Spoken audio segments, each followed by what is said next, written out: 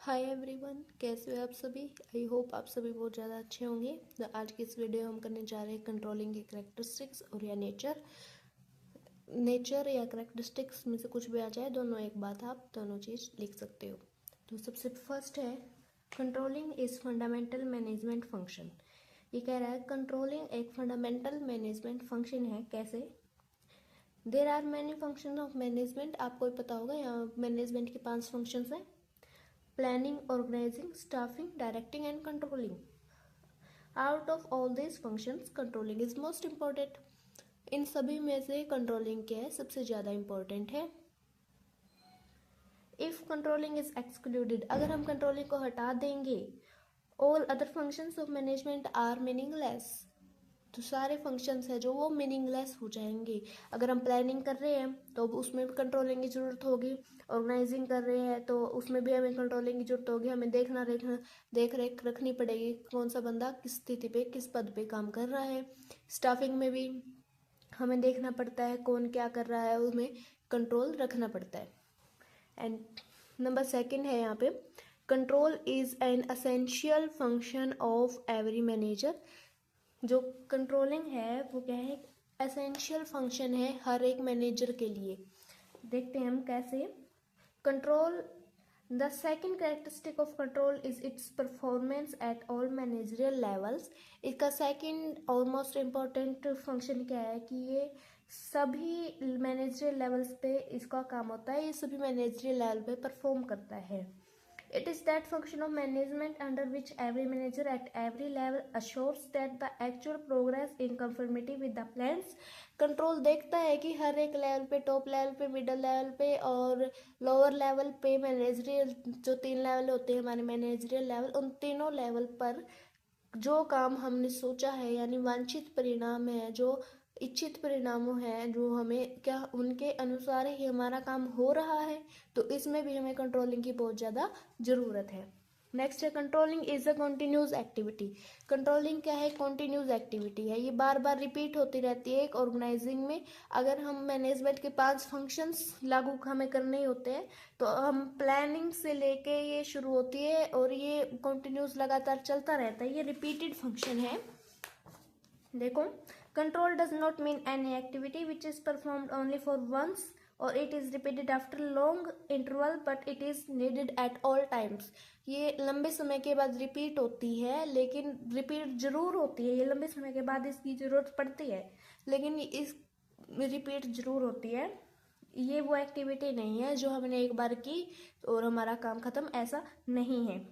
Under controlling the progress has to be assessed continuously.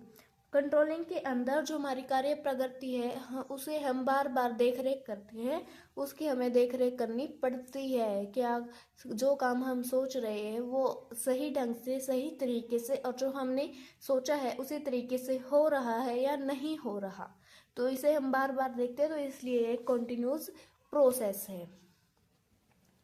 And देखो, controlling is both the beginning and the end of the process of management. जो controlling क्या है, शुरुआत में भी है और अंत में भी है मैनेजमेंट प्रोसेस की। The need of control is felt both the beginning and the end of process of management. जो कंट्रोलिंग है उसकी हमें दोनों तरफ, मतलब दोनों ही साइड से ज़रूरत है, बिगिनिंग में भी और एंडिंग में भी। The process of management commences with the function of planning and ends with controlling. जो मैनेजमेंट के फंक्शन है वो स्टार्ट प्लानिंग से होते हैं, लेकिन एंड उनका कंट्रोलिंग पे होता है। To have control standards are necessary which are laid down in planning. तो कंट्रोल करने के लिए हमें कोई ना कोई ऑब्जेक्ट सेट करना पड़ता है, तो ये क्या है, प्लानिंग का है, लेकिन इसका एंड कहाँ पे होता है, कंट्रोलिंग पे होता है। अब नेक्स्ट है controlling is related to results. Controlling क्या है, वो रिजल्ट से रिलेटेड है। कैसे है, control is related to results because we assess progress on the basis of results and take corrective action after finding out the deviations. मतलब जो है हम कंट्रोलिंग कर रही है उसमें हम देख रेख करते हैं हर एक जगह पे, हर एक स्थिति पे, हर एक लेवल पे हमें देख रेख करने की ज़रूरत होती है, वो हम करते भी हैं।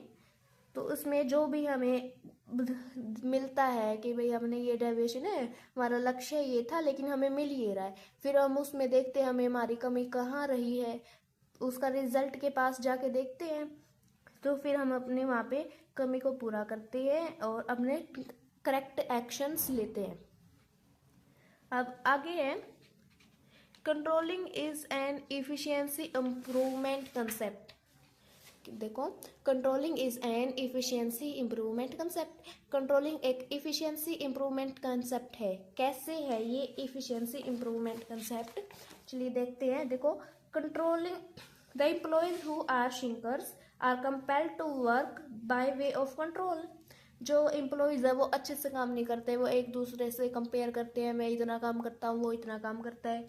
अगर हम कंट्रोल करेंगे, एक व्यक्ति को एक काम पर लगवाएंगे, एक एम्प्लॉय से हम एक ही काम करवाएंगे, तो उसमें क्या होगा कि वो काम वो बार बार करेगा, अच्छा करेगा, हम उसे कंट्रोल करेंगे तो उसमें उसकी कुशलता बढ़ेगी, इफिशियंसी बढ़ेगी। So controlling is efficiency improvement concept. इसलिए हम कहते हैं कि अगर हम कंट्रोलिंग करेंगे तो हमारी वर्क इफिशियंसी है, जो कार्य करने की कुशलता है, वो हमारे एम्प्लॉयज में और बढ़ेगी।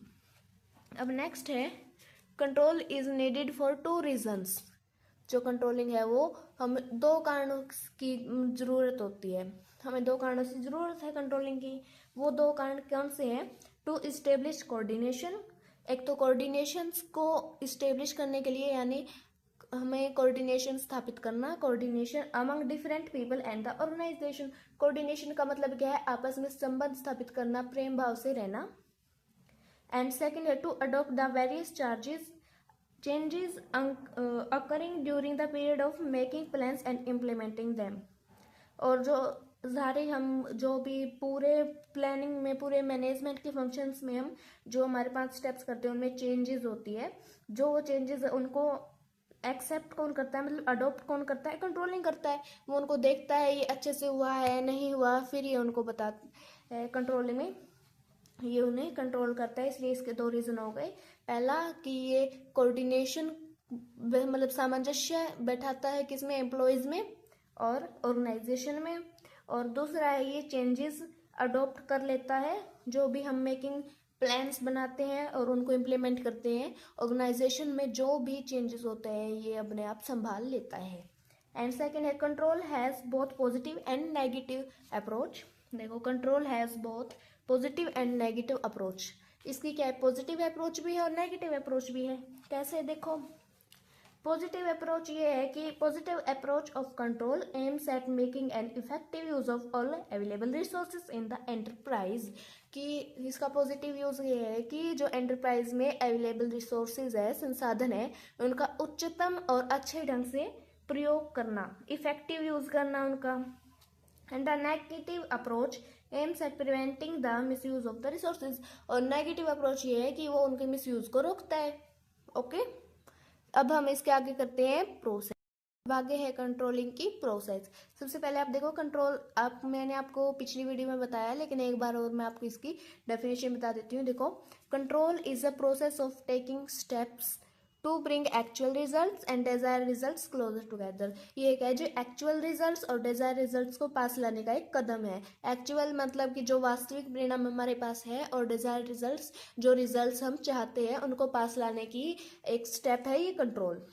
तो अब इसका प्रोसेस देखते हैं। कंट्रोल की प्रोसेस क्या क्या है? सबसे पहले इसका है सेटिंग परफॉर्मेंस स्टैंडर्ड। ये एक परफॉर्मेंस स्टैंडर्ड करता है, मतलब जो हमें परफॉर्मेंस करनी है उसका एक स्टैंडर्ड सेट करता है। जैसे कि हमें 40 लाख की मतलब सेल करनी है। ओके, ये स्टैंडर्ड्स है 2 टाइप के हो सकते हैं, क्वांटिटेटिव स्टैंडर्ड्स और क्वालिटेटिव स्टैंडर्ड्स। क्वांटिटेटिव स्टैंडर्ड्स वो होते हैं जिन्हें हम मेजर कर सकते हैं फिगर की हेल्प से। जैसे कि प्रोडक्शन ऑफ 10 यूनिट्स, 10 यूनिट्स का हमें प्रोडक्शन हुआ है by labour in a day. Labour की सहायता से एक दिन में हमें 10 यूनिट्स का प्रोडक्शन हुआ है और उस पर टोटल कॉस्ट आई है वो 100 रुपीज़ आई है। ये क्या है? मेजरेबल है। तो क्वांटिटी ये हो गया क्वांटिटेटिव स्टैंडर्ड्स। और एक होता है क्वालिटेटिव स्टैंडर्ड्स। क्वालिटेटिव स्टैंडर्ड्स वो होता है जिन्हें हम मेजर नहीं कर सकते, मतलब दे आर दो standards which are not measure या not shown in the form of figures.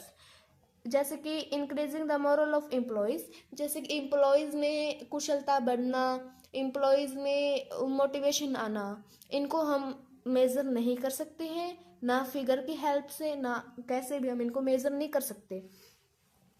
अब है मेजरमेंट ऑफ एक्चुअल परफॉर्मेंस। जो हमारे स्टैंडर्ड सेट करने के बाद हम क्या करते हैं, हमारे मेजरमेंट करते हैं एक्चुअल परफॉर्मेंस की। हम देखते हैं कि जो हमारी हमने सोचा था परफॉर्मेंस सेट की थी, हमने सेट की थी हमारे 40 लाख करेंगे, लेकिन हम एक्चुअल में हमारी हुई 30 लाख की सेल, तो वो हो गई हमारी एक्चुअल परफॉर्मेंस का मेजरमेंट हो गया। फिर उसके बाद हम देखते हैं comparison of actual performance with standards. जो हमारी एक्चुअल परफॉर्मेंस है उसको स्टैंडर्ड के साथ कंपेयर करते हैं कि हम देखते हैं इसमें हमने तो 40 लाख की सेल करनी थी जो हमें सेट दिए किया था, लेकिन एक्चुअल में हमने 30 लाख की है, तो इसमें 10 लाख का डिफरेंस आता है। तो वो हम देखते हैं ये कैसे आया। अब इस कंपैरिजन करने के बाद करेंगे हम एनालाइजिंग डेविएशन। इन दोनों को हमने कंपेयर किया, फिर हम इसमें कारण पता करेंगे ये दोनों हमें क्यों मिला है, कि भाई इसमें जो घाटा हुआ है हम 40 लाख की सेल क्यों नहीं कर पाए, इसका कारण क्या है, इसमें हम करेंगे एनालाइजिंग डेविएशन। फिर उसके बाद हम देखते हैं टेकिंग करेक्टिव एक्शन। उसका कारण पता करने के बाद, उसमें गलतियां पता करने के बाद हम क्या करते हैं, उसको सुधारते हैं, इसलिए हम करते हैं taking corrective actions. Thank you guys, हमारा चैप्टर यहीं तक था। अगर आपको किसी भी चैप्टर से रिलेटेड कोई भी वीडियो चाहिए तो लाइक शेयर कमेंट करें। आप मुझे कमेंट कर सकते हैं, मैं आपको उस पर नोट्स भी बना के दूंगी और वो वीडियो भी ऑफ कोर्स दूंगी। मेरे चैनल को लाइक करें, सब्सक्राइब करें। Thank you, bye bye.